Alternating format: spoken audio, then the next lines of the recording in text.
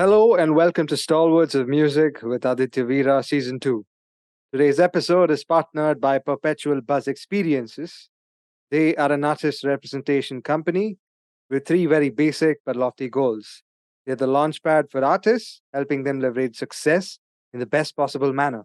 They also help fund social causes and make sure that people have a great time throughout the process. So be sure to check them out on www.perpetualbuzz.com. I'm happy to let you all know that Stalwarts of Music with Aditya Veera has won the coveted title of Best Interview Podcast of 2023 at the prestigious Hubhopper Podcast Awards. And I'd like to thank everyone who's been supportive and who's been watching the show regularly and being of great support. If you haven't subscribed to my channel as yet, go for it. 2023 has been very exciting in terms of music festivals and concerts happening in our country. We are witnessing many international acts coming down to India, and I'd like to give a very special shout out to the NCPA International Jazz Festival, which is a 3 day affair happening on the 24th, 25th, and 26th of November 2023. It's got an incredible line of artists ranging from Thilo Wolf Big Band, Emmett Cohen, Alfredo Rodriguez, and the lovely Jane Monheit.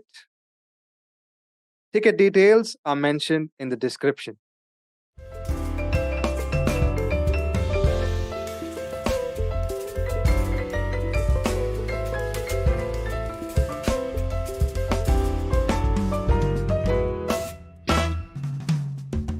The Symphony Orchestra of India is set to embark on an 8 concert UK tour starting November 29th, featuring the UK premiere of Zakir Hussain Ji's Triple Concerto in London, Birmingham, and Edinburgh. After a successful autumn 2023 season in Mumbai, the 17-year-old orchestra under music director Marit will showcase its classical prowess and a specially commissioned piece blending South Asian and Western traditions. The tour will be spanning 7 cities.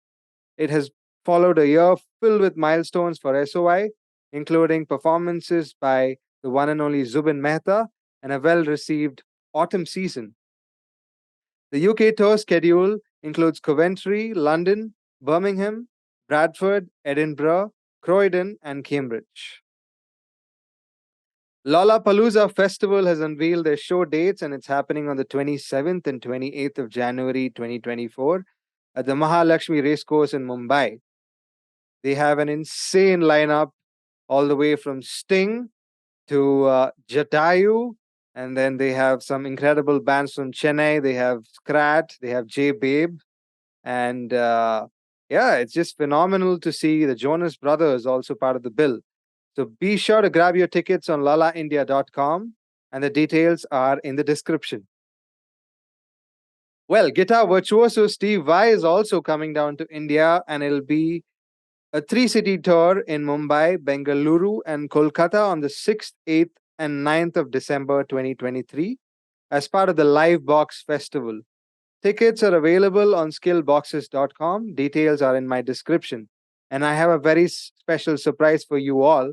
Stalwarts of Music is marking a huge milestone of 100 episodes, and I'll be talking to the one and only Steve Vai today. Can't wait for it. Book My Show is set to launch the Bandland Festival, a 2 day music and cultural festival in Bengaluru, celebrating the city's vibrant music scene. It's being headlined by iconic bands like Deep Purple and Goo Goo Dolls. The event will also feature a diverse lineup of international and Indian acts. The festival aims to revive Bengaluru's status as India's rock music capital, showcasing legendary and emerging talents. Attendees can expect a very unique experience with multiple stages, art installations, fusion cuisines, and mixology under Bengaluru skies. Book My Show aims to make Bandland a recurring festival, celebrating the cultural richness and vibrancy of the city Bengaluru. Tickets went on sale on the 26th of October for their debut edition that's taking place on the December 16th and 17th of 2023. It promises to be a memorable musical extravaganza. Find the ticket details in my description. This is it, guys. 100th episode, milestone. And this gentleman absolutely needs no introduction. I'm talking about Steve Vai. Steve Vai's musical vision has been described as unclassifiable, spanning various genres and defying easy categorization. He started guitar lessons with the one and only Joe Satriani, whom we featured during the first season of Stalwarts of Music, and he learned guitar from him at the age of 12. We've almost completed the G3 circle. We had Mr. Satriani and Eric Johnson from season one, and now we have Steve Vai on season two, and this is just so exciting for me. Steve Vai began his professional career transcribing for and playing with the one and only Frank Zappa at the age of 18. Talking about awards and accolades, he's won over 15 awards from Guitar Player magazine. He's received honorary doctorates from Berklee College of Music and the Musicians Institute. He's been named as the 10th greatest guitar player by Guitar World magazine. In 2012, Les Paul Award was given to him by the TEC Foundation. Over 30 years in the industry with over 15 million album sales and 3 Grammy Awards, he was inducted into the Long Island Music Hall of Fame in 2016. He's collaborated with orchestras including the Netherlands Metropole Orkest, and he's composed orchestral works like The Middle of Everywhere. Some of his signature instruments include the Ibanez JEM guitar and the Universe, and the Hydra, which we'll be seeing for the Livebox Festival. Can't wait. I absolutely can't wait to see him play the Hydra. In terms of educational initiatives, he conducts several guitar camps every year as part of Vai Academy. And I believe there's going to be an installation in 2024 during the beginning of the year. And we'll also have Mohini Dey, part of the Vai Academy camp. So without any further ado, I'm delighted to welcome my guest for today, Mr. Steve Vai. Hi, Hey Steve. there. How are you? Hi. I'm doing good. How are you? Namaste, and I don't know what they say in Taiwan. Li ho, is that what they say? Lee Ho, I think that's it. How are you doing, Mr. Y? What's going I'm on doing in okay. Taiwan? I'm doing great. We got to Taiwan. Well, we played in Taipei Mm-hmm. day before yesterday, Mm-hmm. and it was fantastic. And now we're in Kaohsiung, and Mm, we've been touring. Well, we actually kicked off this tour in May of lovely, 22. lovely. Yeah, May of 22. Mm, intense. Yeah. So, firstly, I'd like to welcome you to Stalwarts of Music, which is my show with Aditya Veera, which is me. It's such an incredible privilege to have you on the show. Thank you. It's nice to be here. I have a couple of interesting questions coming your way. Shall we get started? You got it. Already. When it comes to music and the pursuit of perfection in music, it often carries the essence of a personal pilgrimage. What has this journey provided you with, and what do you seek to achieve when you engage in playing your instrument? Well, I think it on the surface it looks different for different people, but ultimately, I think what happens, everybody has a creative instinct. You know, everybody has something that they're inspired to, and they become interested in, and that is really at the core of the things we do. It's our interest in them. So for someone like me, I just remember, well, I never remembered a time when I decided to be a musician. I always was, I never made a choice. I just always just thought I loved playing music. So for me, it was always the fascination with just connecting with notes and hearing things in your head and getting an idea. When you get an idea for something, it becomes compelling and you just want to manifest it. You just want to do it. And it becomes a compulsion almost. So the thing that continues to inspire me as a musician is just a good idea, Mm, a melody or like so on the last record in Violet, Hmm. uh, there's something like a song called Teeth of the Hydra, Yep. which I had a vision for, and it was such a compelling vision that I had to do it. You know, you just find yourself doing it.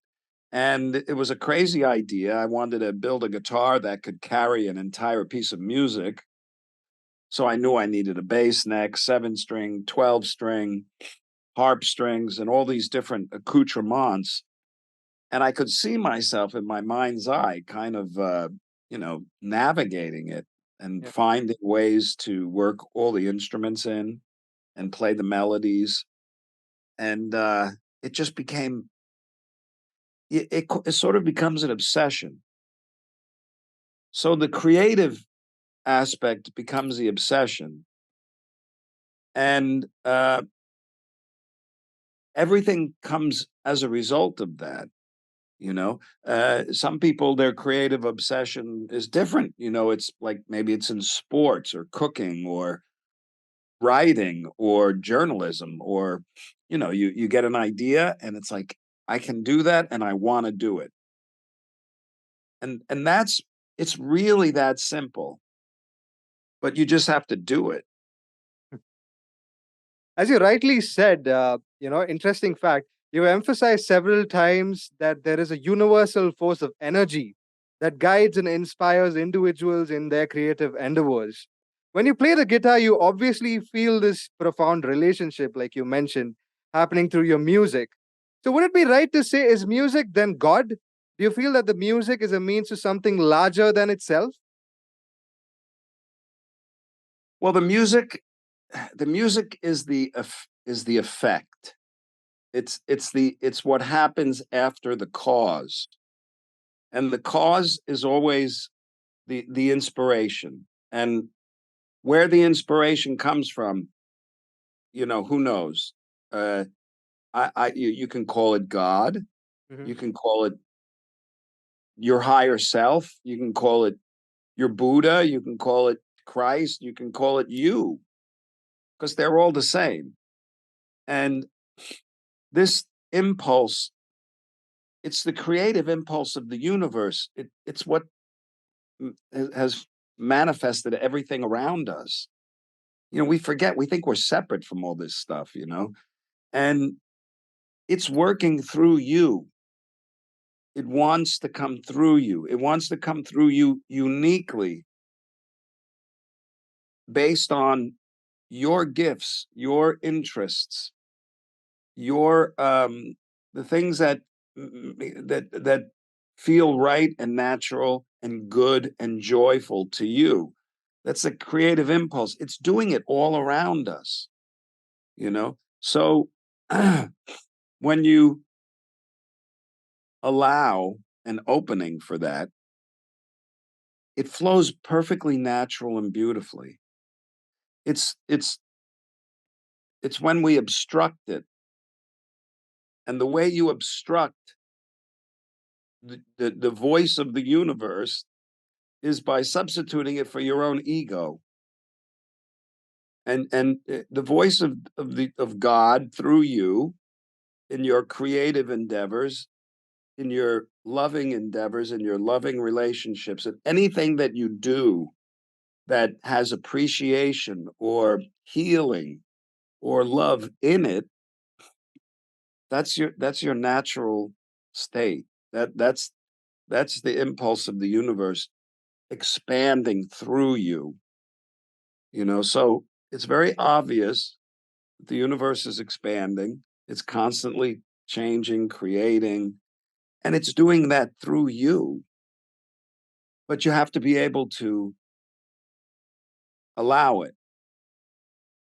Obstructing it, which is what the ego does, it second guesses, it demands it should be a different way.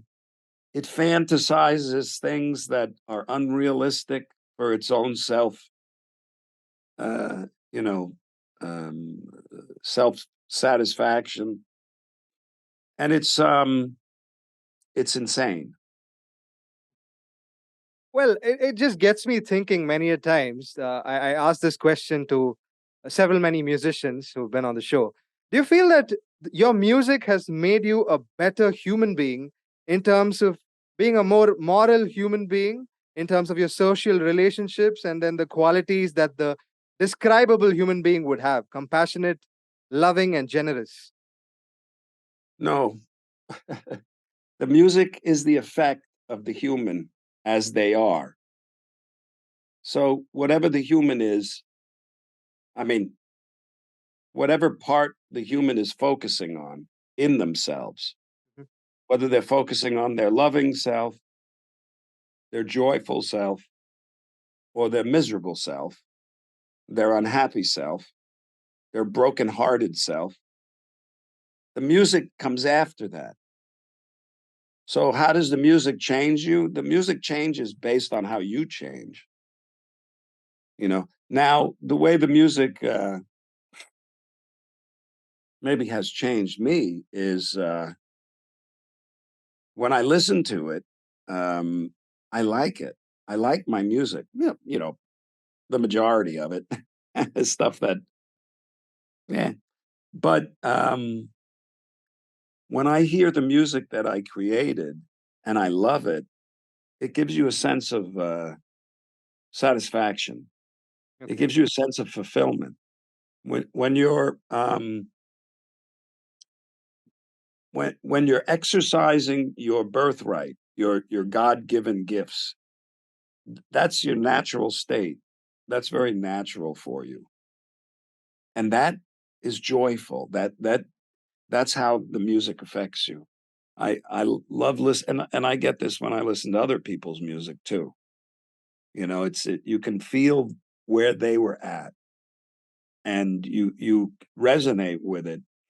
So really for me the music has uh, encouraged me to continue to make more because I like the way it turns out. But really the music is an effect of a cause, and the cause is your state of being. Incredible. I just love the way you articulated these things and simplified it in the best possible way. Well, I'm Uh, doing it with a little bit of a sore throat. I hope you don't mind. that's all right. That's all right. Just make yourself comfortable. Uh, let's talk about the construct side of it. Is perfection possible in music? What would be perfection if it happened? Wouldn't it be something sort of clinical if it were to be perfection? It's a completely relative term. Perfection in the arts is in the eye of the creator. You understand? Hmm. Like if you see that painting in back of me, Yeah. okay. So the artist at some point did that, and I could say, yeah, but it's not perfect. Look, it went outside of the lines, and why is he doing great? This is all subjective stuff. But at some point, that painter must have felt, okay, I'm done. It's perfect. Mm. So perfection is it's not like sports, like if you go bowling Yeah. and you get a strike every time, you played a perfect game. Hmm. If you get a hole in one every time you go golfing, you can't get any better. It's a perfect game. But you can't measure perfection in music like that. Okay. You can say things like, okay, this track is perfectly quantized. It's absolutely sample accurate, Mm. every single note. But some people and the creator might say, this is perfect. But then a listener might say, this doesn't make me feel good. It's all rigid. It doesn't flow. There's nothing perfect about this. So you can't define perfection in music. As a creator of music, I know when it's done. When I'm doing something and I know I got it, it's fine. And it's to say it's perfect it's perfect for me. But it's not perfect. I mean, it's kind of relative term. Right. I'd now like to touch upon the process of making music. Describe your process of defining and refining a song structure. while you make it? Well, as I'm making a song, I listen to the song and it'll tell you Hmm. where it needs to go. So, like my whole life since I was 13, Hmm.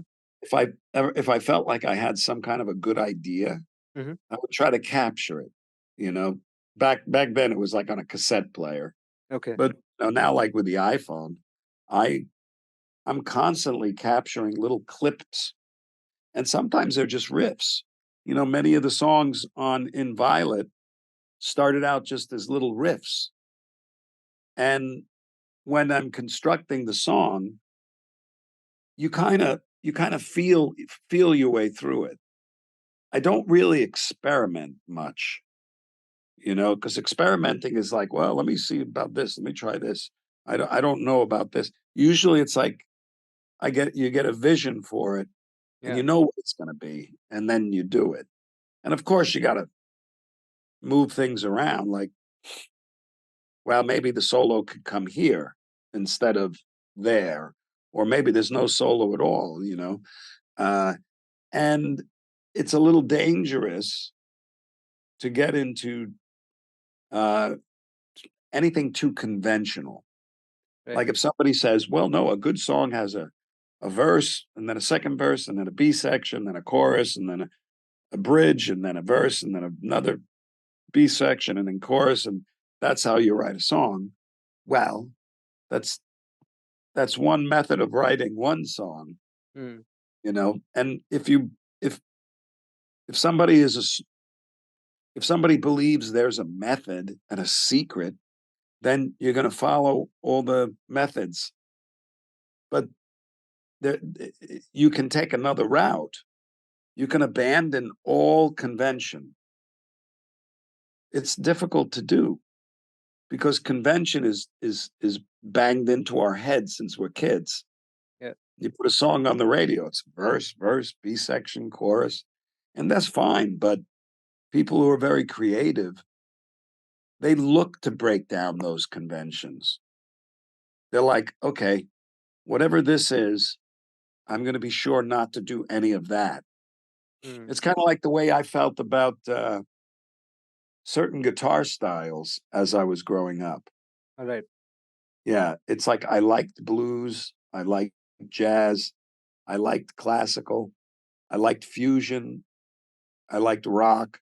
But anytime I started to do anything that sounded conventional in those fields, I Hmm. just immediately went, ugh, yeah, ugh, I don't want to do that. That's why, when you hear me play blues, Yeah. I don't play all the tasty blues notes that everybody plays because I'd have to kill myself.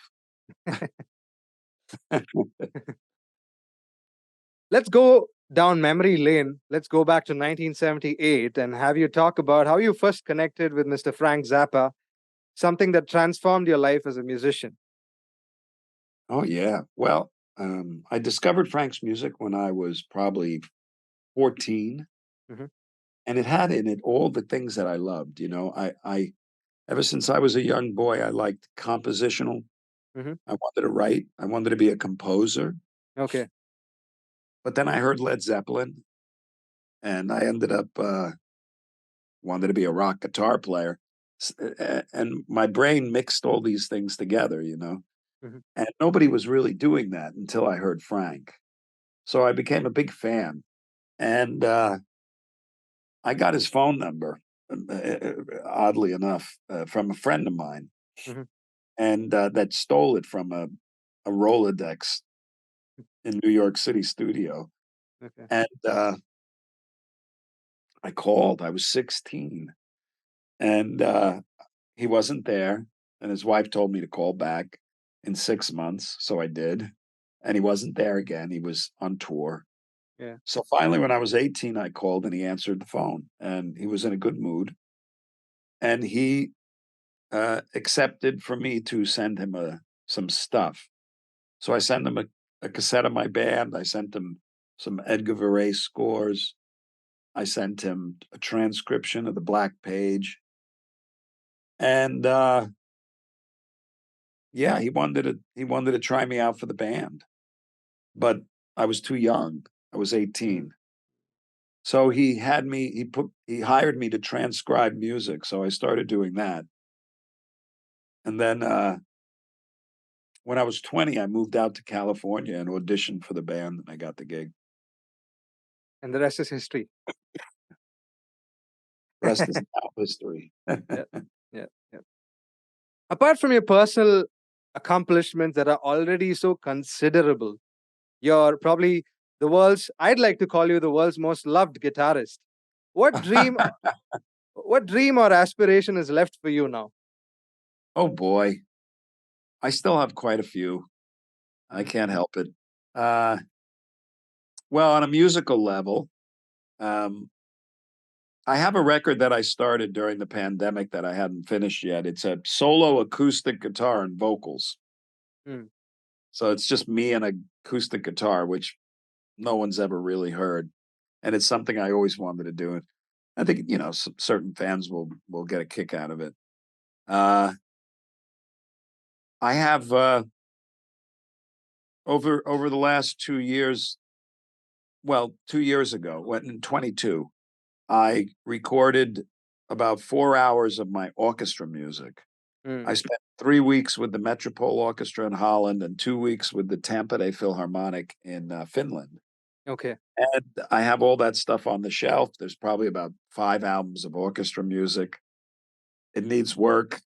I don't know when that'll come out. And well, I have some other things I'm thinking of that probably too early to talk about. Makes But sense. it's never ending. Yeah. Could you describe the impetus behind the G3 reunion? Well, I think that was something. The G3 has been such a great brand. Yeah. It was something that Joe started, and he's been nurturing it for 30 years. Yeah. Has done a fantastic job, and I've been on many of the G3 tours, Hmm. and they're just great.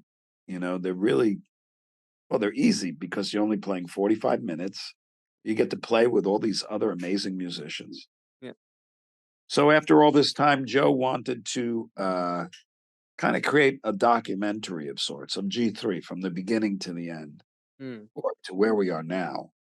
And his son Zizi Satriani, is a filmmaker. Lovely. Yeah, he does really great funny stuff. He does a lot of Joe's videos, and he's doing this. So Joe wanted to do a reunion tour of the very first G3. So that's what we're doing. Incredible. Do you perceive a spiritual element in your musical output? Well, there's a spiritual element in in everything that everybody does. But I know what you mean. Uh, I think when a person enters the creative mindset, in order to really find your unique, fresh, new creativity, you have to create an opening. And what I mean by that is you have to forget everything you know. You have to you have to become present, very still, very present. You're not thinking of the past, the future. You're just connected, and you're listening. You're listening to the music in your head, the inspiration. You're listening to the melodies as they come. So if I pick up my guitar and I'm in that state, sometimes it's not an easy one to achieve because the mind is always moving. Yeah. So in those elusive moments that you're connected to the creative impulse that's within you. There's no thinking involved. There's only recognition of an idea or the listening to of a melody. And that is the spiritual dimension to a degree. It's sort of an entry Yeah. to the spiritual dimension. The state of presence is the entry point. to the only one spiritual dimension, which is the now.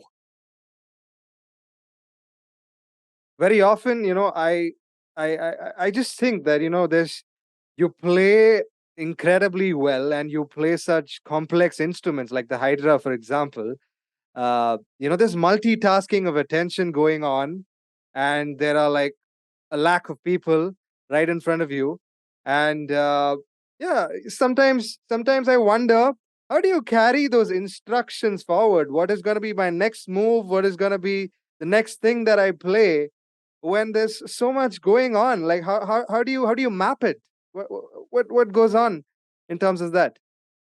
You start very slow, Mm-hmm. play it correctly, Mm-hmm. keep doing it over and over and over, Yeah. and you get a little faster.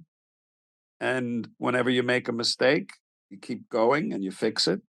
And then you do it again and again and again and again and again and again until you don't have to think about it, until it just happens automatically. That's how I played the Hydra. Beautiful. What can Indian? Anybody can do it. I'm Uh huh. telling you, Uh huh. anybody can do it. That, I mean, not anybody, but guitar players that can Yeah. play Yeah. even a little bit, could probably play that. But the reason they don't is A, they don't believe they can, Hmm. and B, they don't have the patience or the joy. Fair enough. What can Indian fans expect at the upcoming Inviolate tour happening at the Live Box Arena, powered by Skillbox, happening in Mumbai on 6th of December, Bangalore on 8th of December, Kolkata on 9th of December? Will you be also bringing the Hydra as part of this tour? Would you like me to? I would love. Then I will. I've But what's had what's what's it well, gonna be like? Yeah. well, I've only played in India twice before, and Yeah. it was at these festivals. Yeah. But many people see my show on that are fans. They could see the show online or see clips. Yeah. Um, if you come to this show, you're going to see a well-oiled band doing Mm, something they really love, and you're going to see a performer, me, that loves what he does and loves to share it, and it's very powerful. If you're engaged, if it's the kind of thing that you enjoy, you're going to see somebody that's very connected to their instrument and really loves to share that and to engage people in it. You don't have to even be a guitar fan. I pour myself out, and I love that. And because first and foremost, I want to be the best entertainer I can be because that's what I do. That's my yeah. function. I'm a Yeah. service provider. I provide something. Everybody does. There is not one person that you don't meet that isn't somehow providing a service Yeah. for others, you know? Yeah. And I could never do what I do if not for all the people that have provided services for me. All the people that build the guitars, all the people that everybody, everybody. So we're all kind of in this together. And when you come to the show, it's a connection. It's an opportunity to escape your mind, the lamenting of the past, the fear of the future. Most people carry around all day. If you could hear the voice in their head, you would hear uh, first of all very sloppy thinking, Yeah. and you'd hear mostly negative stuff about themselves, even. You know the little voice in the head. Yeah. Coming and seeing a performance of an engaged artist takes you out of the voice in your head. It snaps you into um, just it engages you in the present moment. It engages you in a performance, and that is it's healing. It's healing because you're not. It's a state of enjoyment. You know, Yeah. it's Yeah. not being caught in. You're not trying to figure anything out. You know, but you have to see a powerful performer. Yeah. You have to be drawn in powerfully, and that's what I do. I'd love to meet you in person, if that's possible. That'll be a total privilege, and really hoping to be at the show in Mumbai. I'm going to cast the one in Mumbai. I have one last question for you, Steve. Sure. Down in the distant horizon, what would you like to be remembered as? Uh, well, I don't think it's going to matter to me at the time. You know, if I play around with ideas like that, it's only to appease my ego now. And I don't mind what happens. Uh, I know that I love what I'm doing now. Yeah. Uh, and it would be nice if in the future, Yeah. for a short period, Hmm. uh, people find my music and they find some enjoyment in it. But myself, my name, my music, just like everything and everybody else, is going to be dust one day and is going to be completely forgotten. The universe can hold its breath for 1 million years. But having said that, there is not one single thing you could do that doesn't change everything. You're who you are, what you are. It's not going to be remembered, Mm. but it absolutely has uh, an impact Right. on everything, and not just me. This is everybody, but Steve Vai and his music that's going to be so forgotten, just like the Beatles one day. Well, as we continue to celebrate a dozen marvelous musical masterpieces, your showmanship, and your India tour that awaits, uh, we are going to celebrate your music, and I'm Oh, positive thank you about it. so. I'm very positive about it. Thank you so much for tuning in. It's been an incredible blessing, honor, and a privilege, Mr. Y. Thank you so. I'd love to stay in touch with you and meet you if I get a chance someday. Yeah. Well, it's not too difficult. You know, come around back. All right. All right. I have been to India 5 times, Hmm. and it is such an exotic, wonderful, interesting, colorful Yeah. place. I'm so looking forward to coming back, and I want to thank all the fans for all the support through the years. I feel so blessed and privileged. So I really appreciate it, Adya. It's Aditya. And Aditya, yeah, thank you. Thank you so much once again. Have a great time in Taiwan. Take care of your throat and hoping to see you in India. Signing off. Take care. thank Have a you. great day. Bye bye.